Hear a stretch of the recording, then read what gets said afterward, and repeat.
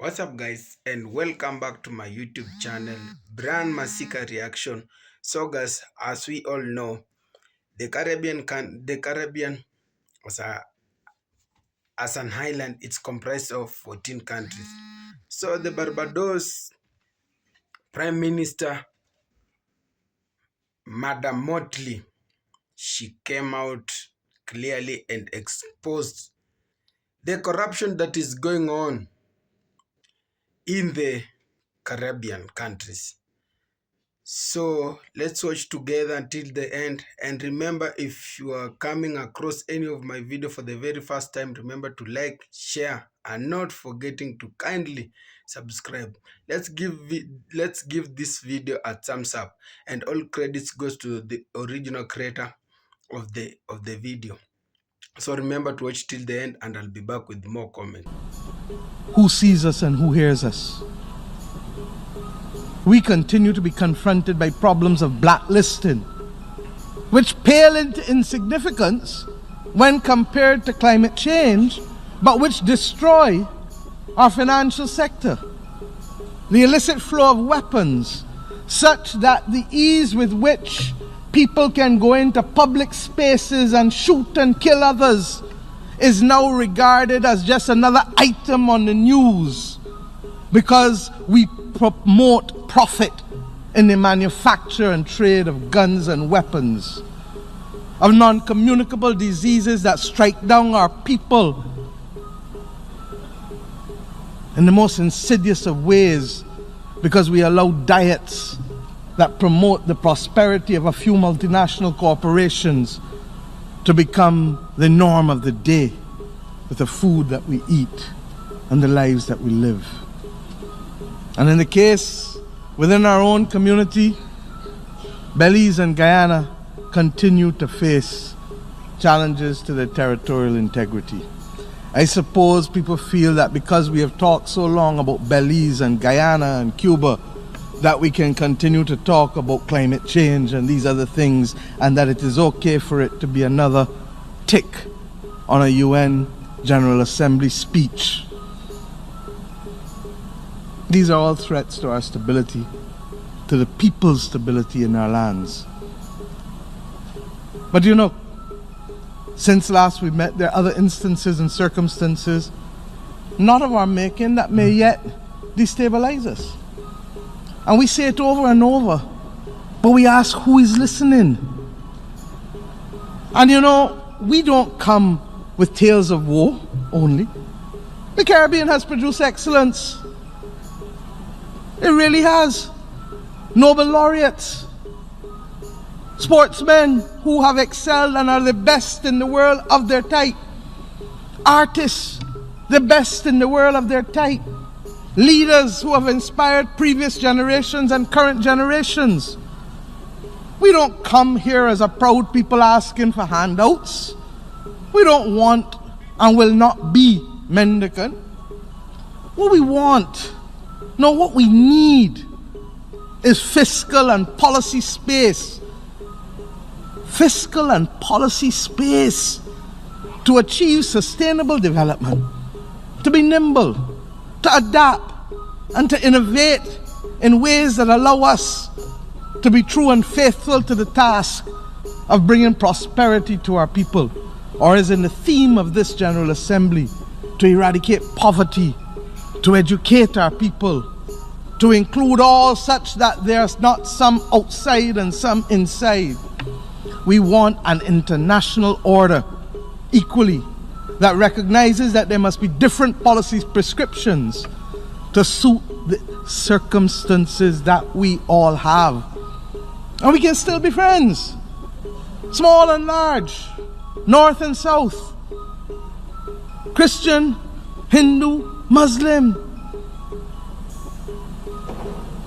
all different races, all genders.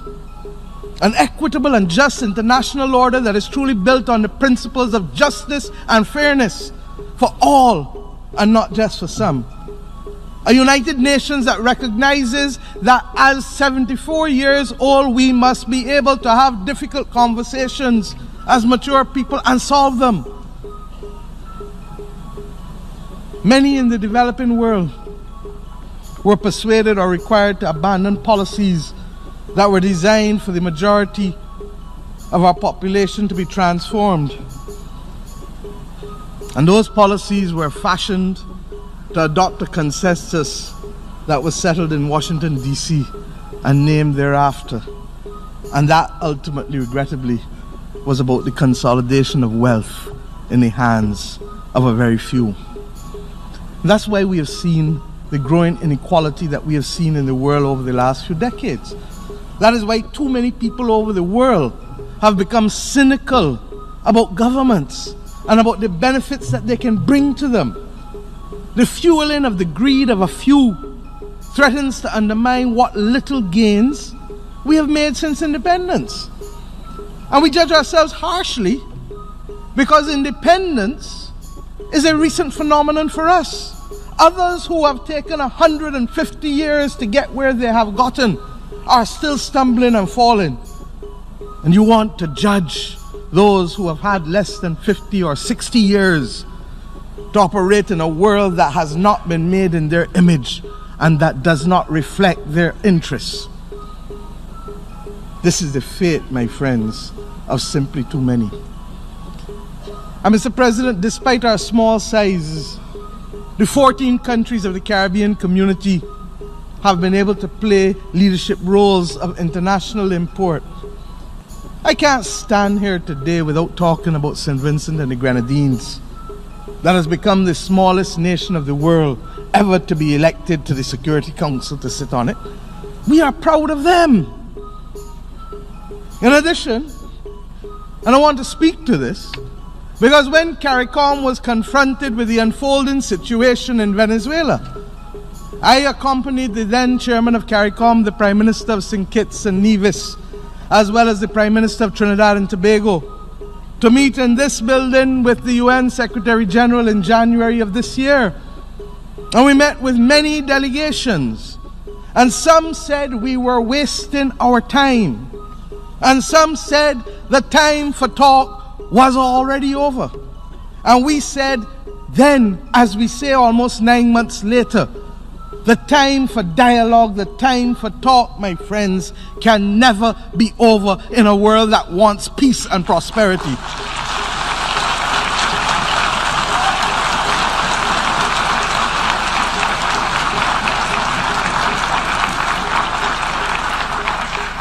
We don't take sides, but what we know is that you cannot propel war over dialogue. The people of Venezuela must be allowed to decide their own future in accordance with the principles of the United Nations Charter. Principles of non-intervention, non-interference, prohibition of the threat or use of force, respect for the rule of law, human rights, and democracy. It is regrettable that other multilateral organizations have not followed their own charters. And that is what makes the actions of our Secretary General of the UN more laudable, for refusing to breach his own charter and take actions even though member states have hurled into the recognition of those unelected. Our Caribbean Sea must remain a zone of peace, and for that we shall fight. Mr. President, I speak plainly and without fear, because from independence, Barbados' foreign policy has been premised on the simple principle of friends of all, satellites of none. Barbados, therefore, has always remained and will remain proud to have Cuba as a treasure. So guys, hope we've watched that full video, and it is so annoying that the government you decided to vote for, or the leaders you decided to vote for, are the one who are backlashing us because we voted for good leadership and good governance. Madam Mottley was just clearly that the country cannot move on due to the nepotism.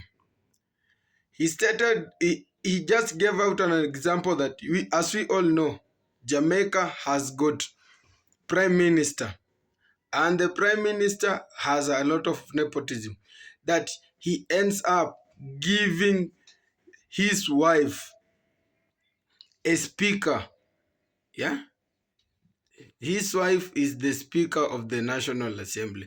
So, guys, the nepotism is pulling the Jamaicans and the Caribbean as a whole back.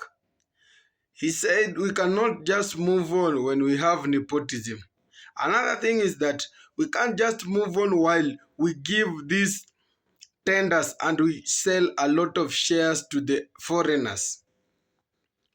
Yes, it is clear that when the foreigners invest in our countries, we are just given small chance and we are just given little chances because they come with their very own people, yet we are the one who are supposed to be benefiting it. You know, for a person to going to practice his or her democratic right by going and vote for the right leader he or she wanted, it is one of the best thing because it is your right. But when it turns out that the leaders you voted for, they are very corrupt, they are not even doing anything to for the development of their own, they are depending for the foreigners to do it. Remember, when a foreigner comes and invests in your country, it is all about his or her own beneficiary. It is for the personal beneficiary. And you know, due to the corruption, the government servants are the one who are benefiting because the taxation that it is being paid by these foreigners, it is not recorded. The one it is recorded, it is the one that comes out of these local people because the taxation that is being brought out by the foreigners, it is not the same that it is being brought out by the localist. So, for instance, if you a good example, it is in the Jamaica have given the Chinese the first priorities that the all the big tenders, the bridges, the all the buildings, roads and infrastructures, they are the one who are being given those tenders. Even they are not considering their very own people who voted for them because they don't have trust in their very own people due to the nepotism and that that ignorance that my people cannot do this work better. Remember, for a good country to grow, you are supposed to be building up the locals and you are supposed to be coordinating with the locals so that you can grow, but it comes vice versa. Since when you want to attain that government job, when you apply it, you are asked how much do you have. You have just to bribe them. The leaders are very corrupt. They want something so that they can employ you. If you are not for their very own, if you are not coming from one of their members, family members, you ain't getting a chance anymore. Regardless of your level of education, whether you have the experience or you have studied or you have pursued some degrees or PhDs in that particular department, they don't consider you. They consider foreigners because they don't consider their very own people due to the ignorance. So, guys, I'm just backing up this Barbados Prime Minister, Madam Mottley, because she is speaking out the naked truth, because it is not only happening in Jamaica only, but even in other countries, because the leaders have been sitting there for their leaders have been sitting there for their own personal beneficiary, because they have forgotten that they are the people who have chosen them and they have to work to the people for the better future. For instance, you can see The health sector and the security department, they are the majorly monitored. But you see, you find there is no medicine in this clinic. There are few hospitals. People are getting sick. You see, people are being assaulted. There is a lot of genocide. So people are really crying because this is the government. This is not the government they voted for, but they voted for a good government. They wanted the government to take good care of them, but it has turned vice versa. So, Mr. Prime Minister, Mr. Jamaican Prime Minister, this is a this is a warning that you should stand up and work for your people and do changes, because these people are the one who had faith in you and voted for you, and they saw you are the best for their needs. You can deliver whatever they wanted. So it is that high time you stop that corruption, you stop that nepotism, and start believing in your very own people. Yeah, you just don't those Chinese away so that your people can be included in those tenders. Yeah, they are. Remember, your people, those schools in your country they are the one who which are supposed to be these people are supposed to be benefiting out of them, because whatever they're learning from there, it's supposed to be utilized in their very own country.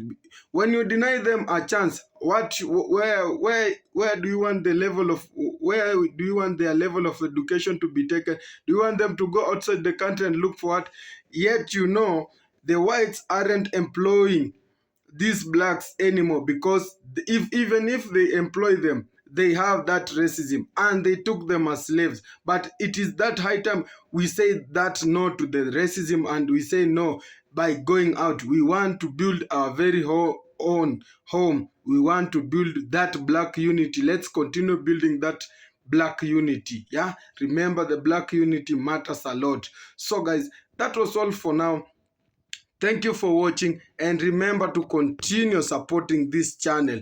So guys, that was all for now. God bless. Till next time. Goodbye.